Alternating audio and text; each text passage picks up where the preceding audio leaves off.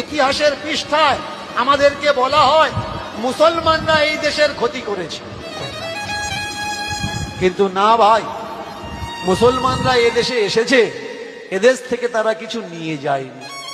আকবর থেকে বাবর থেকে হুমায়ুন পর্যন্ত, জাহাঙ্গীর থেকে শেরশাহ পর্যন্ত তারা এখানে নিয়ে যায়নি, এখানে এসে রাজত্ব করেছে, এখানকার সম্পদ এখানে দিয়েছে। অনেকে বলেন ঔরঙ্গজেব এমন হিংসাত্মক ছিলেন, হিন্দুদের উপরে অত্যাচার করতেন। না, আমরা ঔরঙ্গজেবের ইতিহাস জানি না। ইতিহাস যদি জানতাম তাহলে এই কথাটা আমরা কখনো বলতাম না। ঔরঙ্গজেব 50টা বছর রাজত্ব করেছে ভারতবর্ষে। সে যদি চাইতো হিন্দুগুলো মুসলমান হোক, 50 বছর তো কি, একটা বছর টাইম লাগতো না।